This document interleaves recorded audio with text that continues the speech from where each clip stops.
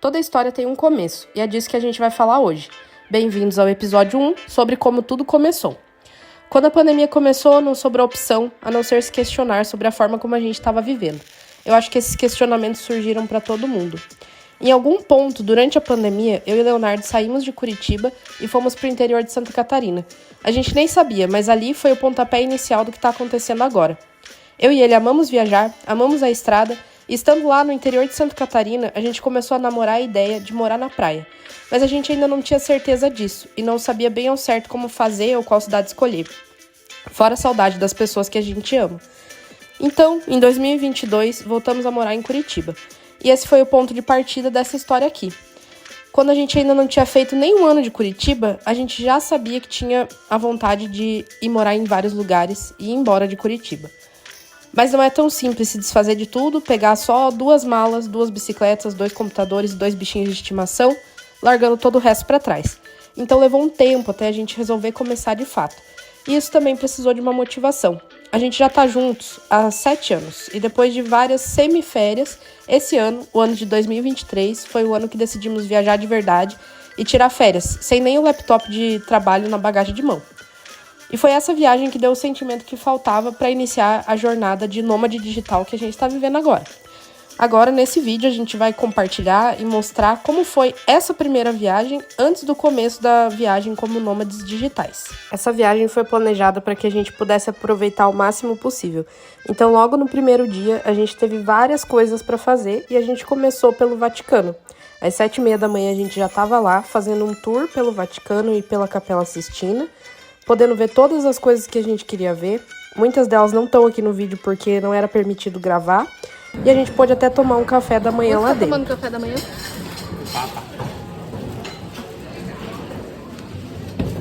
Museu de Vaticano. Estamos aqui no Museu do Vaticano tomando um cafezinho da manhã, da felicidade. Olha só, meu Deus. Ai, meu dedo. Olha, meninas. Chegamos ao Panteão, outro lugar que a gente estava muito ansioso para ver. E aqui é onde tem a cúpula, só que é um baita buracão. E é cheio de obras importantes aqui também. Aqui é meu bem, meu bem. A quantidade de gelato que a gente tomou nessa viagem não é brincadeira.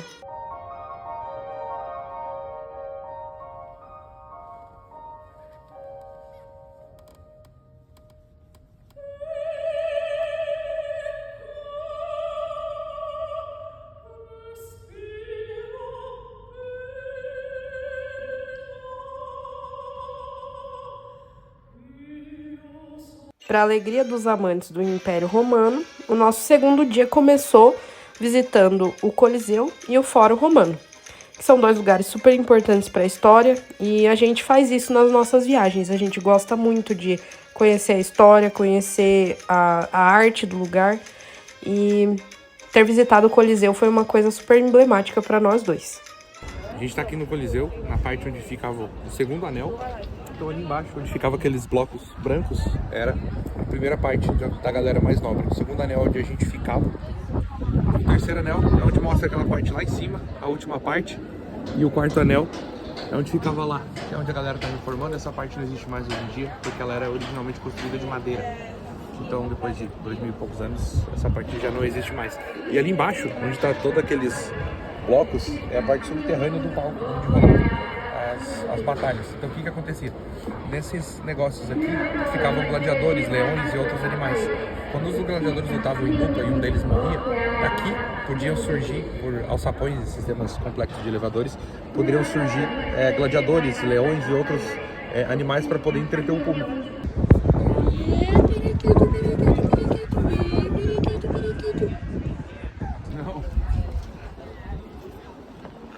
Isso aqui é o caminho de pedra até a entrada do Palatino e Fórum Romano. A gente provou todo tipo de comida que foi possível. A gente gostou de todas as comidas que a gente comeu na Itália. Não temos reclamação para fazer de nada. Sim, a pizza é diferente, mas é gostosa pra caramba. E todas as massas que a gente provou foram maravilhosas de boas. Então vai ter muito vídeo aqui da gente comendo, que foi uma das coisas que a gente mais fez. Eu tinha visto em umas pesquisas essas Madonas, que são emblemas, e tem mais de 3.000 por Roma inteira. No começo, antes do Império Romano, isso aqui eram emblemas que tinham várias coisas pagãs. Mas aí depois que a Igreja Católica assumiu, eles passaram a espalhar Marias, né? Madonna e Maria. E aí tem várias espalhadas por Roma inteira. Então se você prestar atenção nos prédios e nas construções, tem várias dessas espalhadas e são todas diferentes. Algumas têm esse formatinho redondo, outras são quadradas. E eu achei isso legal. A gente estava saindo do Coliseu e indo em direção do Circo Máximo e a gente passou por essa construção aqui. Essa construção aqui são aquedutos. Esses aquedutos eram feitos pelo povo romano por toda a cidade para levar água da parte mais alta para a parte mais baixa. Então aqui por dentro tem alguns dutos e canos feitos de tijolos e com pedras e um monte de coisa, que tem uma leve inclinação daqui para cá. Então aqui é mais alto e dele vai abaixando um pouquinho. Esses aquedutos foram diversos, dezenas feitos por Roma, e alguns deles entravam em montanhas a mais de 60 quilômetros da cidade. Isso garantia que a cidade teria banheiros, teria chafarizes e teria água potável e corrente para toda a população. Isso há mais de 2.000 anos atrás. Então, por isso que Roma é uma das cidades mais limpas e permitiu que Roma tivesse uma população de mais de 1 milhão de pessoas há mais de 2.000 anos.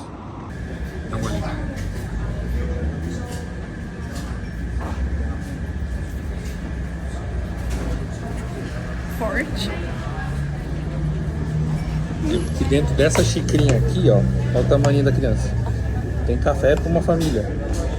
Olha a cor que fica a beirada dele. E tem gente que não é muito fã de café muito forte. A gente está aqui nos Termi de Caracalla, que basicamente é um grande complexo, um grande spa que um dos imperadores fez há 200 anos antes de Cristo. E o curioso é que as escavações para descobrir esse lugar começaram em 1534. Então, quando a galera estava invadindo o Brasil para descobrir, o pessoal de Roma já estava escavando para descobrir isso aqui. E tem um dado muito interessante, que todas as paredes daqui, de todo esse complexo, eles foram feitos usando uma técnica chamada opus latericium, que, se a dona Amanda der o zoom ali na parede, vai dar para ver que são blocos de tijolo, pedra, geralmente colados, conectados com uma fina camada de cimento feito da época. São blocos bem fininhos, sobrepostos uns aos outros.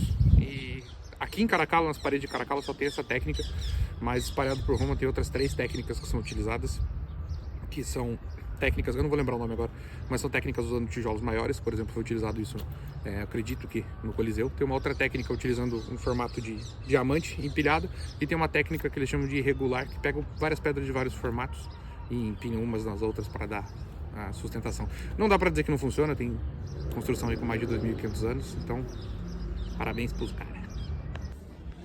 Aqui agora a gente está no que eram as academias. Se você quiser dar uma geralzinha para mostrar o tamanho disso aqui, então já existia academia bem antes da Smart Fit. E aqui está muito bem preservado porque o tempo não corroeu tanto, então aqui ainda dá para ver os mosaicos e as coisas bem detalhadas, porque isso aqui estava debaixo da terra, né? Foi construído em 200 a.C. aproximadamente e foi escavado em 1800 e alguma coisa. Então aqui ainda tem muita coisa bem preservada porque estava debaixo da terra. E aí aqui também tem uma outra curiosidade que eu achei muito engraçada, é que essas partes aqui eram muito usadas pela população de Roma para tomar banho. Não existia encanamento nas casas, então as pessoas precisavam vir aqui para tomar banho. Tinha inclusive água quente. Mas uma coisa que é curiosa é que as pessoas tomavam banho meio que juntas. E aí se tinha alguém que vinha aqui para usar os banheiros também eram públicos e ficavam as pessoas uma do lado da outra. Então, sei lá, você podia chamar seu amiguinho para vir usar o banheiro junto com você. Então é uma coisinha curiosa que eu achei engraçada. E uma outra coisa muito doida daqui é que você consegue ver a diferenciação do que é a estrutura do que é a parte decorativa. Então aqui na parte decorativa a gente já está falando de outros revestimentos, tem essa parte de tijolinho, e aqui no fundo tem toda a parte de estrutura. Então aqui tem um pouco dos mosaicos também, que se espalham por toda a estrutura. E aqui é muito grande, vai lá pro final ainda, muito para dentro, é muito alto. Isso aqui deve ter uns 7 ou 8 andares de altura, é muito alto também. E um passarinho.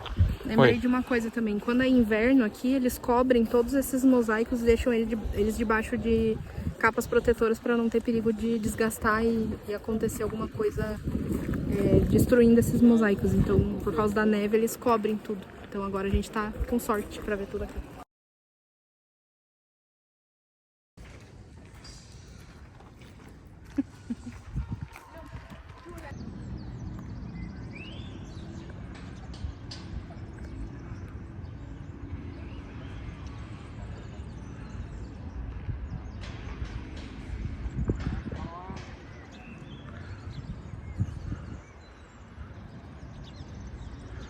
Imagina o pepino se a Amanda não clicou pra filmar, bicho. Meu Deus do céu. O que é essa? Cacio e Pepe. Deixa eu ver.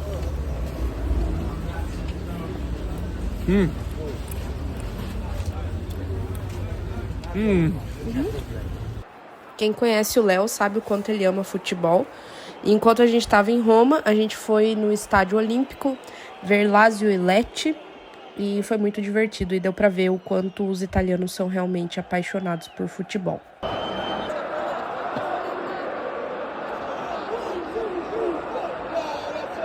O bairro onde a gente ficou hospedado em Roma é chamado de Trastevere e é o lugar onde mais tem comida tradicional italiana e a gente adorou ter ficado lá.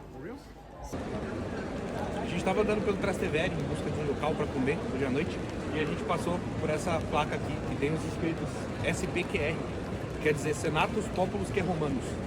E na época de Roma Antiga, essa sigla era colocada em todos os locais, documentos, moedas, bueiros, tudo.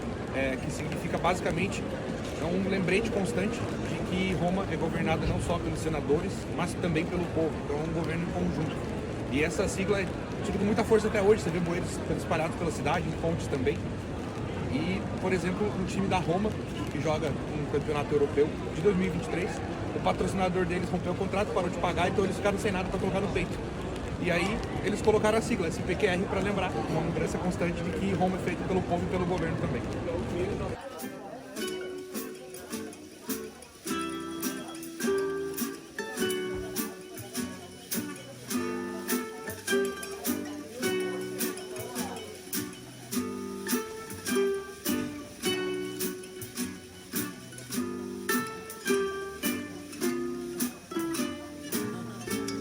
Quem assistiu o filme Anjos e Demônios com o Tom Hanks vai lembrar dessa ponte aqui. Essa é a ponte que leva até o Castelo Sant'Angelo. Esse castelo foi muitas coisas ao longo dos anos, foi inclusive casa e esconderijo de vários papas. E o interior dele está muito bem preservado, tem várias decorações com ouro e na estrutura original, então isso é muito interessante. The boy who lives down today. A gente estava em Roma no final de semana do Dia das Mães, então a gente pegou a bênção do Papa bem do Dia das Mães. E eu vou deixar um pedacinho aqui. La vita persone innocenti, anche donne e bambini. Auspico che la tregua appena ragione.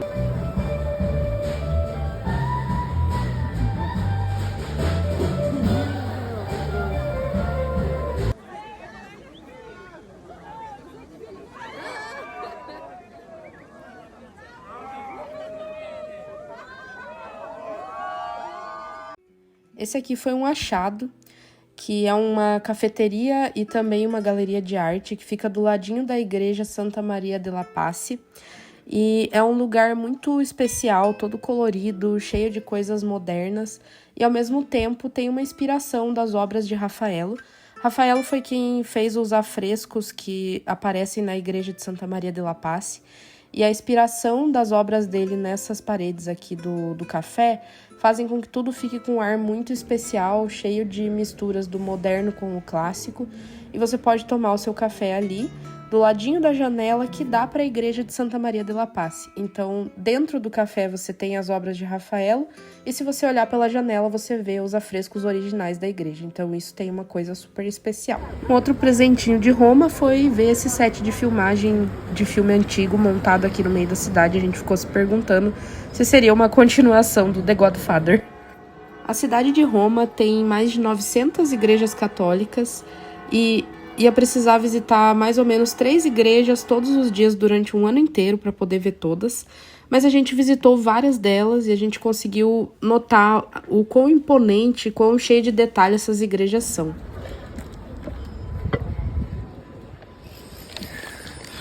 Tô com tanto sono. Aqui é a escadaria da Espanha. É esse o nome, né? Exatamente. E a gente tá aqui numa rua cheia de lojas de luxo. Tem um monte de gente italiana bonita. Olha só, umas senhoras italianas que são muito chiques e elegantes. Olha lá, estamos aqui no terminal de trem de Roma. E aí, ó, você pode verificar aqui, tem ninguém sentado, né? Todo mundo de pé, todo mundo é italiano, olha só, as pessoas de blazer, olha aquela velha ali. E só tem uma pessoa sentada.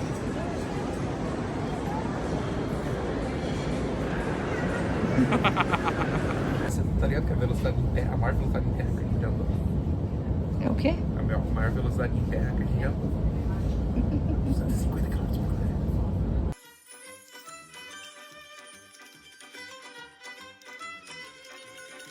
Depois de passar alguns dias em Roma, a gente partiu de trem rumo a Florença. E Florença é a maior capital da região da Toscana e é uma cidade que é considerada o berço do Renascimento italiano. Então é uma cidade super importante para a história do mundo de uma forma geral. E até a gente recomenda que vocês procurem pela série chamada Medici, que é uma série que tem na HBO, que fala um pouco sobre esse período e sobre a história das famílias da época e tudo mais. Então vale a pena conferir. Em todos os restaurantes que a gente chegou em Florença, a gente foi super bem recebido, super bem atendido. As pessoas são super simpáticas, super amigáveis e a comida é realmente muito boa. E como eu falei, o tempo todo a gente tá comendo. É pouco presunto, graças a Deus. A gente tá aqui na Galeria Uffizi e essa aqui é a sala Artemisia. É a única sala dedicada a uma pintora mulher. E essa pintura aqui é uma das pinturas mais famosas dela.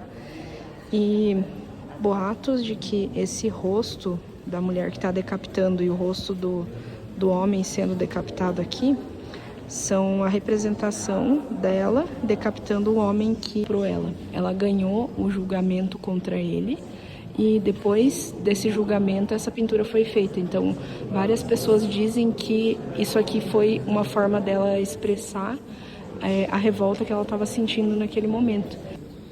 Tô chegando mais perto aqui para poder mostrar com mais detalhes. E é interessante ver que esse mesmo rosto está representado em outras pinturas. Ela era filha de um pintor famoso da época também, que eu não sei o nome, mas ele era caravagista. Então, muito provavelmente, ela também aprendeu técnicas de Caravaggio. E a sala dela tá aqui bem do lado da sala Caravaggio. Então, é interessante isso. Aqui agora a gente vai entrar na sala Caravaggio. E é aqui que tem a Medusa, né? Que é a pintura mais famosa, então cheio de gente sempre. E, na verdade, eu sempre achei que aquilo ali era uma tela redonda, mas é um escudo. E o que o guia falou sobre esse escudo? O guia falou que esse escudo, ele foi feito em forma de escudo para que quando as pessoas utilizassem, os inimigos ficassem com medo de olhar para o escudo, com medo de batalhar contra quem estava lutando, por receio de olhar para a Medusa e se petrificar. Pertinho da Galeria Uffizi tem esse lugar que vende o panini, que é uma das comidas de rua mais famosas da Itália. E é uma comida deliciosa, a gente voltou a comer várias vezes e a gente recomenda muito, custou menos de 5 euros. Esse aqui é o Porcelino, ele fica em frente ao Mercato Novo e tem uma tradição que diz que se você passar a mão no focinho dele e colocar uma moeda na boca dele e a moeda cair dentro da gradinha, isso traz boa sorte. Então a gente fez o processo aí, mas eu só consegui acertar na segunda vez. Essa aqui é a Basílica de Santa Maria Novella. É uma igreja super importante de Florença. É ela que tem a cúpula de Brunelleschi, tem pinturas de Botticelli e ela é muito importante para o Renascimento. Ela foi construída, começou a ser construída em 1279 e só foi terminada em 1420. Então essa igreja carrega um peso histórico de todo esse momento do Renascimento. Depois de subir a cúpula de Brunelleschi, a gente teve essa vista da cidade toda de Florença, dá para ver tudo lá de cima e é muito bonito mesmo. A gente está aqui agora no Museu Interativo de Leonardo da Vinci, por isso tem bastante barulho. E o Leonardo tá brincando ali no que é o protótipo da prensa hidráulica. Então aqui tem uma representação do que seria o funcionamento de uma prensa hidráulica. Isso aqui foi tirado de um esquete do Leonardo da Vinci, assim como todas as outras coisas que estão aqui. Aí ali no meio tem um negócio bem grande que é o protótipo de um tanque de guerra. A expectativa era construir o Domo de Leonardo. Vou até trazer aqui, ó, mostrar aqui. Olha só, o Domo de Leonardo, o Domo de Leonardo. E aí a realidade, o Domo de Leonardo.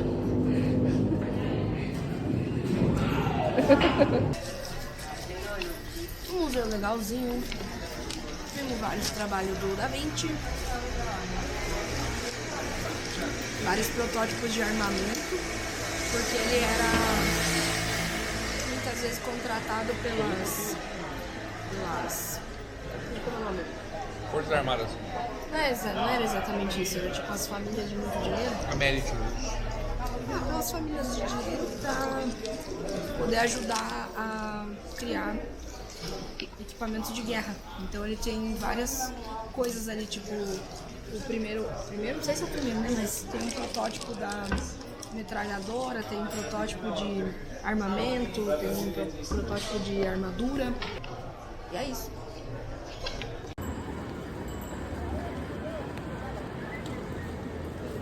Essa ponte aqui é a ponte Santa Trinità. Ela é uma ponte paralela à Ponte Vecchio. E ela é uma rua, mas aqui fica fechado. Só que não é uma rua onde transitam carros, aqui só ficam andando pessoas, bicicletas e patinetes. Mas tem esses que eles abaixam quando vem carro de polícia ou de ambulância. Vai chegar perto ali para mostrar o desenho do tampo.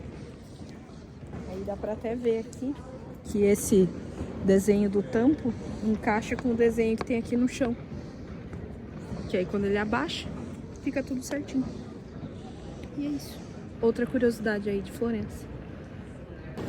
Aqui é a parte de dentro da Ponte Vecchio.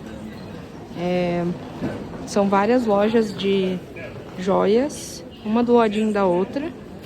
E basicamente só tem loja de joia aqui, eu acho. Esse aqui é o Palazzo Vecchio e agora a gente vai visitar ele. I tedeschi gli dicono: guarda, voi dovete rivelarci dove sono. Inicialmente, o Palazzo Vecchio era a residência da família Medici. Então, ele é chamado de Palazzo Vecchio, que significa Palácio Velho, porque depois eles tiveram uma segunda morada. Esse palácio já foi usado para várias coisas, inclusive para ser o parlamento. E o que estava acontecendo ali agora na outra sala era uma reunião de parlamento, uma reunião de coisas importantes de Florença e da Itália. E até hoje esse palácio é usado. É um palácio que tem muitos detalhes. O teto de todas as salas tem algum tipo de detalhe, vários deles com detalhes em ouro. E essas pinturas várias delas são em afresco. Vários pintores importantes já passaram por ali. E agora o que está acontecendo aí é que a gente está passando por uma passagem secreta, que é uma coisa que eu achei incrível. É uma passagem secreta.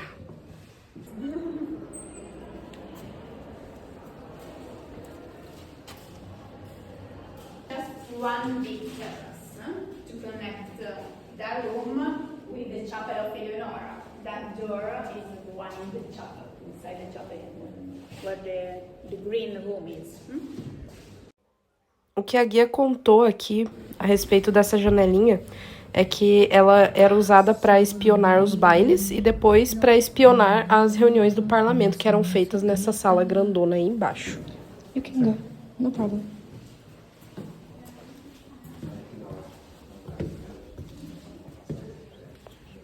Todas as salas desse palácio são cheias de detalhes e com coisas muito imponentes e muito bonitas. Gelato de pistáquio foi uma das primeiras coisas que a gente aprendeu a falar com a entonação em italiano para poder pedir sorvete de pistache, que é bom demais. A gente estava andando aqui por Florença e viu esses carrinhos ali, que também são bem comuns em Roma. Eu acho que talvez seja comum em todas as cidades aqui, porque as ruas são bem mais estreitas.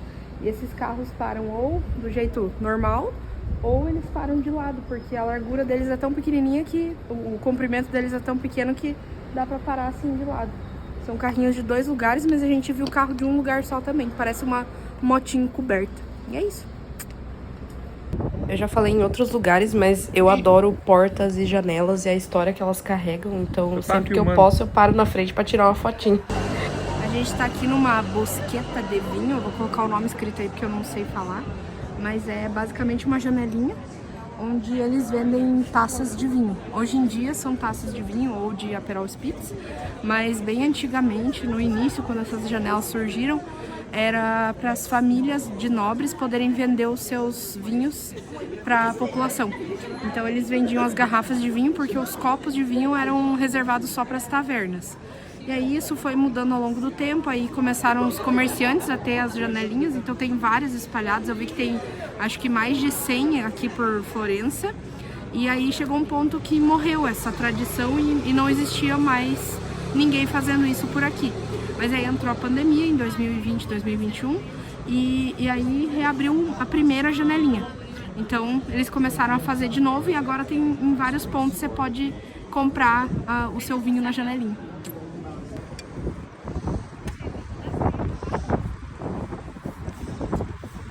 Engane mim.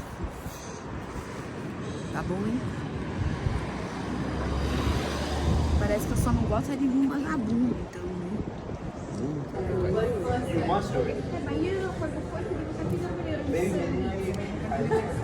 Tem um monte de brasileiro aqui, não é mesmo? Motivo do porquê comprar os ingressos com antecedência. Isso aqui é a fila para ver a galeria de Academia, que é onde está o David Michelangelo. O que a guia estava explicando é que dá para enxergar todos os músculos se contraindo.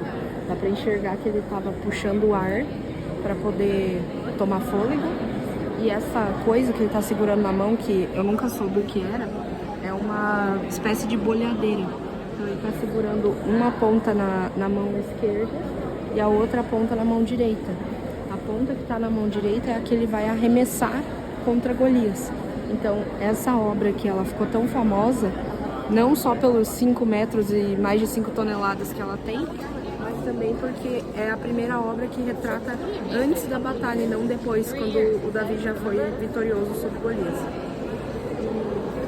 Ela está aqui nesse museu porque ela ficava na frente do prédio onde tem uma réplica hoje e o tempo estava corroendo, porque esse mármore era um mármore de baixa qualidade. Então, é isso. Aqui é uma parte da Galeria da Academia que é inteira dedicada a obras religiosas. A gente descobriu uma coisa que faz muito sentido, que as igrejas tinham tantas obras pintadas nas paredes porque a população era analfabeta. Então, para que as pessoas conseguissem entender o que estava acontecendo e fixar as histórias, eles tinham essas pinturas e a explicação do que estava acontecendo estava nos desenhos. Então, mesmo que a pessoa não conseguisse ler a Bíblia, tinha várias coisinhas que contavam a história. Então, é por isso que tem tanto desenho nos tetos das igrejas e nas paredes.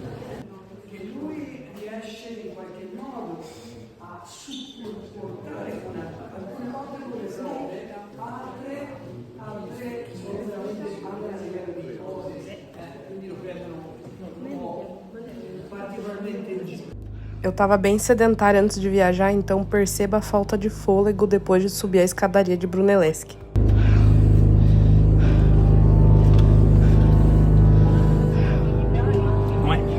Maluco.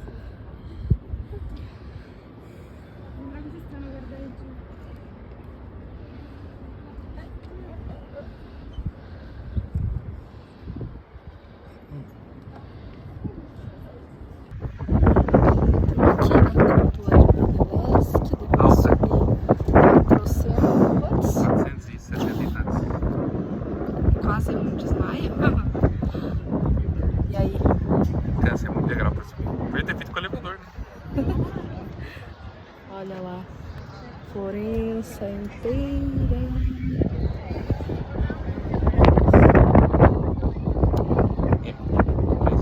Essa aqui é a Catedral de Santa Maria de Fiore. Lá em cima tem o domo, que é onde a gente estava agora há pouco. Foram 461 degraus. E o que tem de mais interessante aqui, que a gente encontrou aqui fora, é que esses materiais que vocês estão vendo, que são coloridos, verde, rosa, branco, são as cores das pedras naturais. Então isso aqui não vai se desgastar com o tempo, porque essa é a cor natural do material. Então tudo isso que vocês estão vendo aqui foram pedras de cores diferentes que foram sendo colocadas. Esse aqui é o batistério, que fica do ladinho da igreja que a gente estava, onde a gente subiu o domo. Mas aqui tá em reforma agora. Só que dá pra ver, mesmo assim, os pilares jônicos com decoração em ouro, pra variar. E algumas imagens que eu acho que é do período bizantino. E é isso. Aqui tem um chão decorado também. Leonardo que já não aguenta mais andar. Essa parte aqui onde fica o altar tá sem a rede de proteção. Então dá pra ter uma noção de como é o resto do teto. Essa parte aqui toda brilhando é ouro também. Então tudo aí com muita riqueza, né, gente?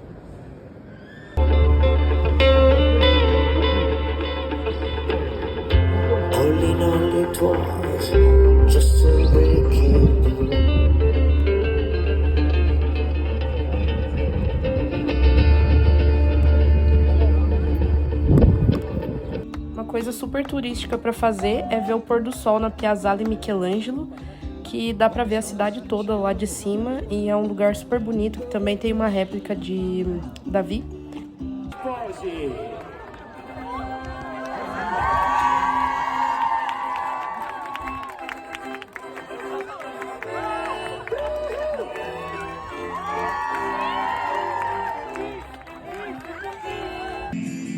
Florença é um lugar muito artístico e a Ponte Vecchia, depois do fim do dia, vira um palco para vários artistas, então é uma experiência muito legal também.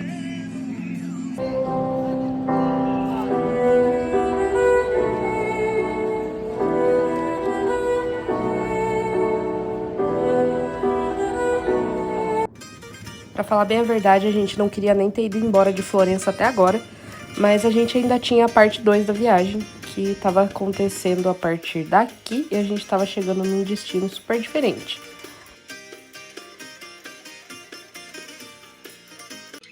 Um lugar que a gente nunca imaginou poder visitar era a Grécia, mas aí estávamos nós, chegando e nos preparando para poder ir para Mykonos, que é a principal ilha da Grécia, e aí a gente está no ferryboat, indo para a ilha, e é um lugar incrível. Valeu muito a pena, a gente gostou muito. E foi um lugar muito diferente, cheio de cultura, cheio de história. Só que a gente ficou pouquinho tempo, então a gente aproveitou ao máximo. E a gente chegou fora de temporada, então a gente conseguiu ficar hospedado num lugar muito legal, com um preço bacana. E valeu muito a pena.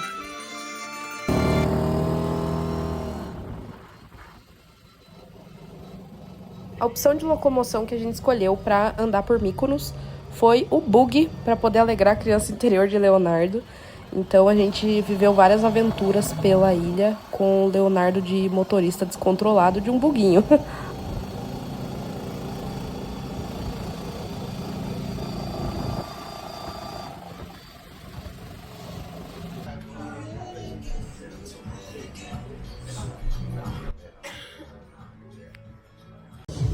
Mykonos tem as noites badaladas e tem vários barzinhos que são à beira do mar. Então você pode estar ali na sua mesinha do lado de fora, quase que com o pé dentro do mar, mas ainda curtindo a noite de Mykonos. Eu já tava com sono, mas foi divertido.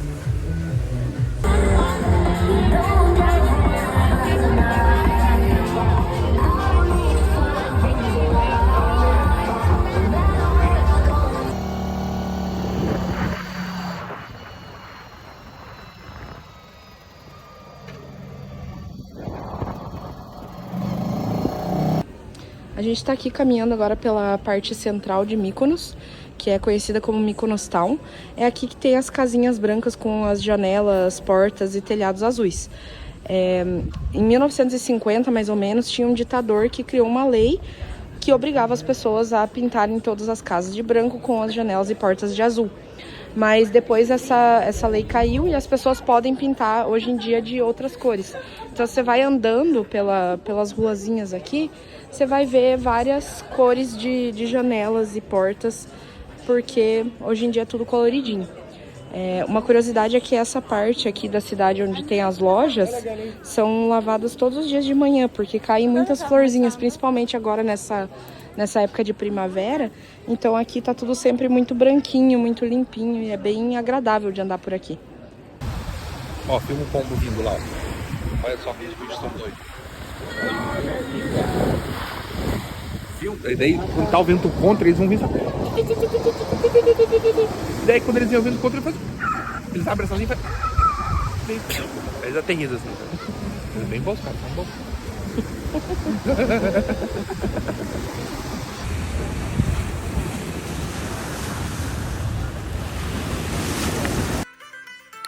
Não tem como ignorar a mitologia grega estando na Grécia. E o nome de Mykonos era uma homenagem para o governante e o primeiro herói do lugar, da ilha, que era o filho de Apolo. E essa ilha também foi o palco de batalhas entre Zeus e os titãs, e foi o lugar onde Hércules matou os gigantes. Olá, senhor pelicano. E ali tá meu marido, vindo bem longe do pelicano. Ele entra em bares também, olha isso. Meu Deus do céu. Olá, senhor pelicano. Hello. Meu Deus. Esse aqui é o Petros, é um pelicano que mora na ilha de Mykonos. Ele não migra, ele não voa como os outros pelicanos. Ele mora ali na ilha e é alimentado pelas pessoas. E ele é super amigável e fica ali andando pelo meio de todo mundo.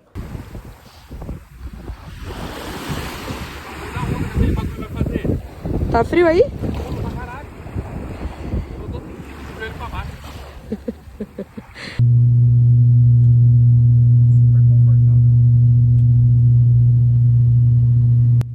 Depois de passar uns dias em Mykonos, a gente pegou um voo para voltar para Atenas e poder fazer a tour que a gente queria por Atenas e poder conhecer os templos e tudo mais. Já que achou que tinha acabado a jornada das caminhadas, estamos aqui subindo a Acrópole. Olha lá, Atenas. Olha lá, ó.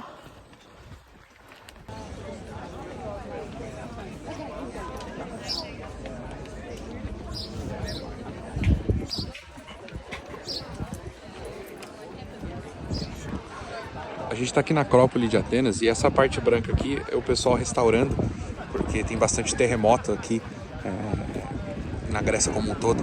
E é legal ver que essas colunas elas são mais largas embaixo do que são em cima. E isso foi feito há 2.500 anos atrás e isso acontece principalmente pelo fato dos terremotos, que garante uma sustentação bem grande para o teto. E uma outra curiosidade bem legal é que todas essas colunas elas têm uma leve inclinação para o centro. E se essas colunas pudessem ter 2 km de altura, elas iriam se encontrar e iam formar uma grande pirâmide. Isso é provado por cálculos, então não é da minha cabeça. E aqui tem uma coisa bem interessante sobre os pilares. Esses aqui, que são os pilares do Partenon, são pilares dóricos, que são pilares que representam mais força e tem uma representação mais masculina.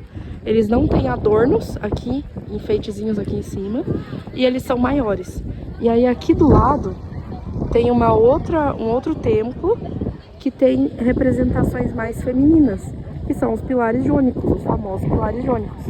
E esse templo aqui era o templo dedicado a Atena. Então é um templo que é para ser feminino. E eu achei isso bem interessante. E aí a gente tá aqui em cima, dá para ver a cidade inteira de Atenas. E também dá para enxergar as outras montanhas. E é bem legal. E várias das calçadas aqui são feitas de mármore. Isso é uma coisa bem peculiar. Tem vários padrões diferentes, várias cores diferentes, mas tem várias calçadas que são com esses Pedras de mármore. A cidade de Atenas inteira é cheia de escavações arqueológicas e algumas delas foram descobertas depois de já terem sido feitas construções modernas. Então, às vezes você contrasta entre construções novas e metrô e outros tipos de coisa com essas construções que têm milhares de anos. Nosso tour de hoje está começando pela Ágora Antiga e daqui a gente consegue enxergar a Acrópolis. Aqui dá pra ver o Partenon e aqui dá pra ver um outro templo. E agora tá tocando o sino de uma igreja ortodoxa também. E eu tinha comentado que lá de cima da Acrópolis dava pra ver a cidade toda. Mas também em vários pontos da cidade, se você olha pra cima, dá pra ver a Acrópolis. Então um planejamento que eles fizeram há mais de 2.500 anos atrás funcionou. Esse aqui é o Templo de Hefestos, é o templo mais bem preservado que tem aqui na Grécia. Tem partes que ainda tem até o teto aqui, ó.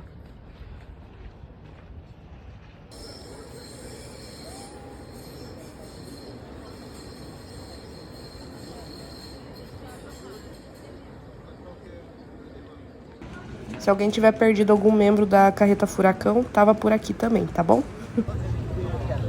Esse aqui é o Parlamento Helênico. É o prédio onde fica o presidente e o parlamento. E ali na frente tem 2 guardas, que são os Evzones. Eles ficam naquelas guaritas, que são casinhas brancas e azuis. E essas cores são a representação da bandeira da Grécia, como várias outras coisas que a gente viu por aqui.